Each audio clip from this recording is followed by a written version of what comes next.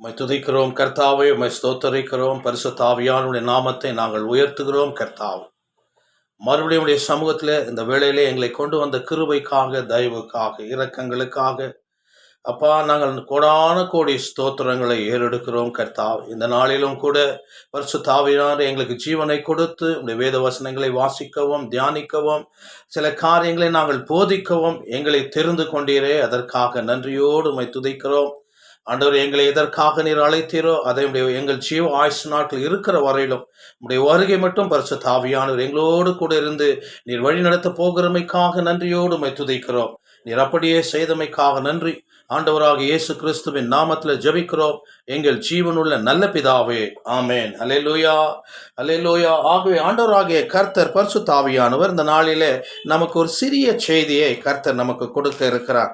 ஆண்டவராகிய கர்த்தர் நமக்கு ஒரு சிறிய செய்தியை கர்த்தர் கொடுக்கிறார்.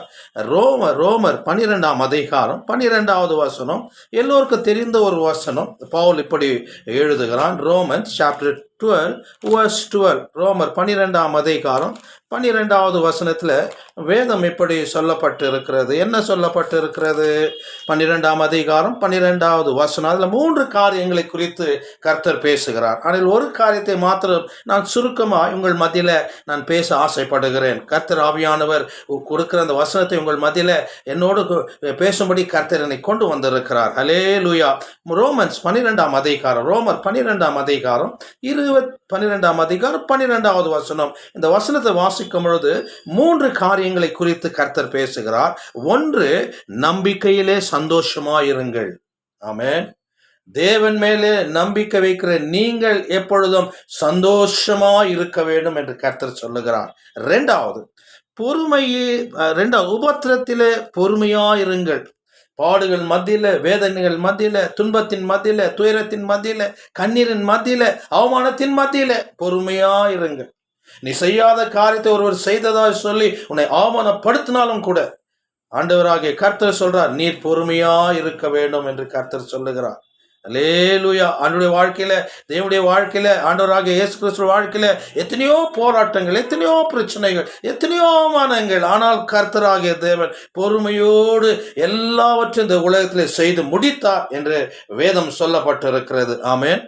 அவரை ஏற்றுக்கொண்ட நீ நாமம், அல்லேலூயா, நம்முடைய வாழ்க்கையில எப்பேற்பட்ட போராட்டங்கள் வந்தாலும், முக்கியமாய் ஆண்டவரை ஏற்றுக்கொண்ட பிள்ளைகளுக்கு, ஆண்டவரை ஆராதிக்கிற பிள்ளைகளுக்கு, ஆண்டவருடைய நாமத்தை மகிமைப்படுத்துகிற பிள்ளைகளுக்கு, ஒவ்வொரு நாளும் வேத வசனங்களை வாசிக்கிற பிள்ளைகளுக்கு, உபவாசம் இருக்கிற பிள்ளைகளுக்கெல்லாம் அநேக உபத்திரங்கள் வரும், அநேக போராட்டங்கள் வரும். ஆனால் அந்த வேளையில நீங்கள் எந்த விதத்திலும் சோர்ந்து போகாதபடி நீங்கள் பொறுமையோடு தேவனுடைய சமூகத்தில் காத்திருக்கும்படி கர்த்தர் சொல்லுகிறார். அல்லேலூயா, அல்லேலூயா. முதல்ல இந்த ஒரு வசனம் என்ன சொல்றாரு? ஒரு வார்த்தை என்ன சொல்றாரு? ஒரு வார்த்தை 12வது வசனம், நம்பிக்கையிலே சந்தோஷமாயிருங்கள், உபத்திரத்திலே பொறுமையாயிருங்கள், ஜெபத்திலே உறுதியாய் தரித்திருங்கள். ஆமென். இது 2 வார்த்தை வருகிற நாட்களிலான மறுபடியும் உங்கள் மத்தியில மறுபடியும் வேதத்தின் மூலியமாய் நாம் தியானிக்க போகிறோம். இதுல 2வது, உபத்திரவத்திலே பொறுமையாயிருங்கள். ஆமென். அல்லேலூயா. ஒரு காலம் நீங்க நினைக்கலாம், ஆண்டவரே நான் உண்மை ஏற்றுக்கொண்டேனே, உங்களுடைய சமூகத்தில் நான் இருக்கிறேனே, எப்போதும் உண்மை ஆராதிக்கிறேனே, உங்களுடைய நாமத்தை மகிமைப்படுத்துகிறேனே, எப்போதும் ஜெபிக்கிறேனே, உபவாசம் இருக்கிறேனே, அதை செய்கிறேனே, இதை செய்கிறேனே, என்னோட வாழ்க்கையில் இத்தனை போராட்டங்களா, இத்தனை உபத்திரங்களா, என்னை நோக்கி பார்க்க மாட்டாயா, இதற்கு பதில் கொடுக்க மாட்டாயா, இந்த தேவைகளை சந்திக்க மாட்டாயா என்றெல்லாம் நீங்கள் ஒரு கால் நினைத்து கொண்டிருக்கலாம். ஆனால் கர்த்தர் சொல்லுகிறார், மனுஷனுடைய வாழ்க்கையில் எதை நடந்தாலும் கர்த்தர் பார்த்து கொண்டிருக்கிறார். ஆமென். அல்லேலூயா, அல்லேலூயா, அல்லேலூயா. இவ்வளவு போராட்டத்தின் மத்தியில் இருக்கிறேனே அப்பா, என்னை நோக்கி அவர் பார்த்து கொண்டுதான் இருக்கிறார். ஆனால் நாம் பொறுமையோடு அவருடைய சமூகத்தில் நாம் காத்திருக்க வேண்டும். வேதம் மிக தெளிவாய் சொல்லப்பட்டிருக்கிறது. நாம் உபத்திரத்தின் மத்தியில் இருக்கும் பொழுது என்ன செய்கிறார் கர்த்தர்?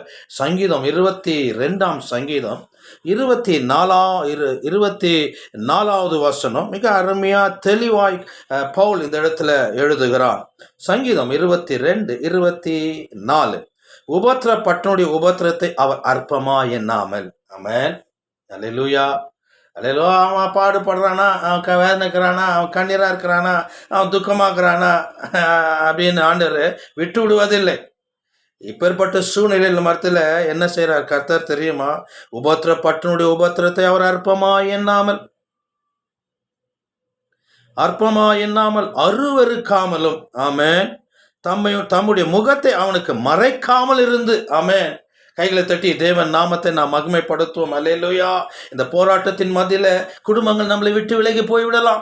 அவமானத்தின் மத்தியில குடும்பங்கள் நம்மளை விட்டு விலகி போய்விடலாம். பலவிதமான பிரச்சனைகள் மத்தியில இருக்கும் பொழுது நாம் குடும்பங்கள் எல்லாம், சகோதர சகோதரிகள் எல்லாம், எல்லாரும் இந்த உலகத்தார் எல்லாம் விட்டு விலகி போய்விடலாம். ஆனால் கர்த்தர் சொல்லுகிறார் தெரியுமா, அவர் முகத்தை மறைக்க மாட்டார். கைகளை தட்டி தேவன் நாமத்தை நாம் மகிமைப்படுத்துவோம். அப்பா, என் பிள்ளை அவமானப்படுறானா, என் பிள்ளை உபத்தில் இருக்கிறானா, பொறுமையோடு இருக்கிறானா, கர்த்தர் பார்த்து கொண்டு இருக்கிறார். 22, 24 உபத்திரப்பட்டனுடைய உபத்திரத்தை அவர் அற்பமாய் எண்ணாமல் அருவருக்காமலும் தம்முடைய முகத்தை அவனுக்கு மறைக்காமலும் இருந்து, ஆமென். அல்லேலூயா, அல்லேலூயா. ஆண்டவர் பெரியவர், நல்லவர். அதுக்கு தான் அவர் சொல்றது நல்லவர். யார் விட்டாலும் சரி, எந்த சூழ்நிலை நம்மளை விட்டாலும் சரி, அவர் நம்மை ஒருபோதும் அவர் கைவிட மாட்டார். ஒருபோதும் நம்மை அவர் மறக்கவே மாட்டார்.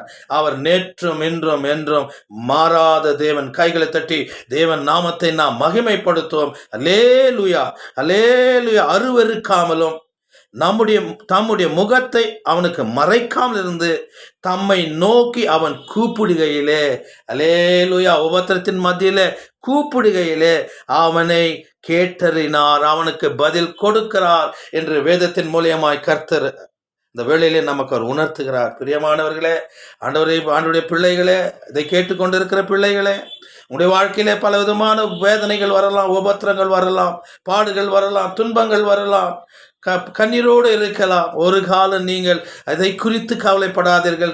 உன்னையும் என்னையும் உண்டாக்கின தேவன் நம்மை அவர் பார்த்து கொண்டிருக்கிறார். தாயின் கருவில் உருவாக்கின தேவன் நம்மை அவர் பார்த்து கொண்டிருக்கிறார். நம்முடைய வாழ்க்கையில் நடக்கிற எல்லா காரியத்தையும் அவர் ஆராய்ந்து அறிந்திருக்கிறார் என்று சங்கீதம் 139 சங்கீதத்தில் மிக அழகா இந்த வசனங்களை கர்த்தர் சொல்லியிருக்கிறார். ஆமென். அல்லேலூயா, அல்லேலூயா. இப்பேற்பட்ட சூழ்நிலையில எவ்வளவு எல்லா குடும்பத்தார் அவங்க எல்லாம் கைவிட்டு விடலாம். ஆனால் தேவனாகிய கர்த்தர் ஒரு நாளும் அவருடைய முகத்தை நமக்கு அவர் மறைக்காமல் இருப்பார் என்று வேதம் சொல்லப்பட்டிருக்கிறது. இதற்கு ஒரு உதாரணம் வேதம் மிக தெளிவாக சொல்லப்பட்டு, இந்த வசனத்தை சொல்லிவிட்டு நான் ஜெபிக்க போகிறேன். யாத்ராகமம், எக்ஸோடஸ் சாப்டர் 3 verse 7. யாத்ராகமம் 3ஆம் அதிகாரம் 7வது வசனத்தில் வேதம் எப்படி சொல்லப்பட்டு இருக்கிறது. இஸ்ரவேல் ஜனங்கள் உபத்திரப்படுகிறதை கர்த்தர் 400 வருஷம் அவர்கள் அடிமையா இருப்பார்கள் என்று நாம் ஆதியாகமத்தில் நாம் 15ஆம் அதிகாரத்தில் நாம் பார்க்கிறோம். ஆமென், அல்லேலூயா. ஆனால் 430 வருஷம் அவர்கள் அடிமையாய் இருந்தார்கள் என்று வேதம் சொல்லப்பட்டிருக்கிறது. இந்த 430 வருஷமும் அவர்கள் அடிமையாய் வாழ்ந்து கொண்டிருந்தார்கள், உபத்திரத்தில் வாழ்ந்து கொண்டிருந்தார்கள், போராட்டத்தின் மத்தியில் வாழ்ந்து கொண்டிருந்தார்கள். ஆனால் வேதம் என்ன சொல்லப்பட்டிருக்கிறது இந்த இடத்துல? யாத்ராகமம் 3ஆம் அதிகாரம் 7வது வசனம் வேதம் எப்படி சொல்லப்பட்டிருக்கிறது? Exodus chapter 3 verse 7 the Bible says, என்ன சொல்லப்பட்டிருக்கிறது? அல்லேலூயா. அப்பொழுது கர்த்தர் எகிப்தில் இருக்கிற என் ஜனத்தின் உபத்திரத்தை நான் பார்த்து, ஆமென், அல்லேலூயா, அல்லேலூயா. அப்பொழுது கர்த்தர் எகிப்தில் இருக்கிற என் ஜனத்தின் உபத்திரவத்தை நான் பார்த்து, ஆலோட்டின் நிமித்தம் அவர்களின் இடுகிற கூக்குரலை கேட்டேன், அவர்கள் படுகிற வேதனைகளையும் அறிந்திருந்தேன். ஆமென், அல்லேலூயா, அல்லேலூயா. எல்லாவற்றையும் கர்த்தர் அறிந்திருக்கிறார். எல்லாவற்றையும் கர்த்தர் அறிந்திருக்கிறார். பரிசுத்த ஆவியானவர் எல்லாவற்றையும் அறிந்திருக்கிறார். நம்முடைய வாழ்க்கையில நடக்கிற எல்லா காரியத்தையும் அவர் அறிந்திருக்கிறார். எப்பேற்பட்ட சூழ்நிலை நாம் இருக்கிறோம் என்பதை கர்த்தர் அறிந்திருக்கிறார். ஆனால் கர்த்தர், அல்லேலூயா, இதிலிருந்து நமக்கு முழுமையான ஒரு விடுதலை கர்த்தர் கொடுக்கிறார் என்று நாம் விசுவாசிக்க வேண்டும். பொறுமையோடு இருக்க வேண்டும். உபத்திரத்தின் மத்தியில் நாம் பொறுமையோடு இருக்க வேண்டும், தாழ்மையோடு இருக்க வேண்டும். ஆண்டவராகிய கர்த்தர் சொல்லுகிறார், உபத்திரத்தை அவர் அற்பமாய் எண்ணாமல் அருவருக்காமல் தன்னுடைய முகத்தை மறைக்காமல் அந்த வேளையிலே அவர் எல்லாவற்றையும் செய்கிறார் என்பதை கர்த்தராகிய தேவன் இந்த வேளையிலே நமக்கு அவர் கொடுத்தார். பரிசுத்த ஆவியானவரே, கர்த்தராகிய தேவனே, ஆண்டவராகிய இயேசு கிறிஸ்துவே, இந்த வேளையிலும் கூட இந்த வார்த்தைகளை அப்பா தியானிக்கவும், அப்பா போதிக்கவும் ஆண்டவரே எங்களை நீர் கொண்டு வந்தீரே, அதற்காக நன்றியோடுமை துதிக்கிறோம் அப்பா, ஸ்தோத்தரிக்கிறோம் அப்பா. இந்த பாடுகள் நிறைந்த இந்த உலகத்தில், வேதனை நிறைந்த இந்த உலகத்தில், அவமானம் நிறைந்த இந்த உலகத்தில், உபத்திரத்தின் மத்தியில் இருக்கிற பிள்ளைகளுக்கு நீர் ஆறுதல் முதலாய் சொல்லுகிற ஒரு வார்த்தை, ஆண்டவரே, எப்பேற்பட்ட உபத்திரத்தின் மத்தியில் இருந்தாலும், பாடுகள் மத்தியில் இருந்தாலும், நான் உன்னை விட்டு விலகுவதும் இல்லை, நான் உன்னை கைவிடுவதும் இல்லை என்று ஆண்டவராகிய கர்த்தர் கொடுத்த வாக்கு தத்தத்திற்காக நன்றியோடு உம்மை துதிக்கிறோம். உபத்திரத்தின் மத்தியில ஒரு கால் உன் குடும்பம் விட்டு விலகி போய்விடலாம், உன் சகோதரர் விட்டு விலகி போய்விடலாம், நீ கண்ணீரோடு வேதனையோடு பிரச்சனையோடு இருக்கும் பொழுது உற்றார் உறவினர் உன்னை விட்டு விலகி போய்விடலாம். உன்னையும் என்னை உண்டாக்கின தேவன் நம்மோடு கூட இருக்கிறார். அவர் ஒரு நாளும் நம்மை விட்டு விலகி போக மாட்டார். அவர் ஒரு நாளும் அவர் முகத்தை நமக்கு முன்பதாக மறைக்க மாட்டார். நீ எதையெல்லாம் உபத்திரத்தின் மத்தியில ஏறெடுத்தீரோ அதையெல்லாம் கர்த்தர் செய்ய அவர் வல்லவராய் இருக்கிறார். பரிசுத்த ஆவியானவரே, இந்த வார்த்தையின் மூலியமாய் எங்களை பலப்படுத்தினீரே. இந்த வார்த்தையின் மூலியமாய் எங்களுடைய வாழ்க்கையில் எப்பேற்பட்ட காரியங்கள் வரும்பொழுது நாங்கள் பொறுமையோடு தாழ்மையோடு உங்களுடைய சமூகத்தில் நாங்கள் இருக்க எங்களுக்கு இந்த வார்த்தையின் மூலியமாய் நீர் பலப்படுத்தினீரே கர்த்தாவே. அதற்காக நன்றியோடு உம்மை துதிக்கிறோம். ஆண்டவராகிய இயேசு கிறிஸ்துவின் நாமத்தில் ஜெபிக்கிறோம் எங்கள் ஜீவனுள்ள நல்ல பிதாவே. ஆமென், ஆமென், ஆமென்.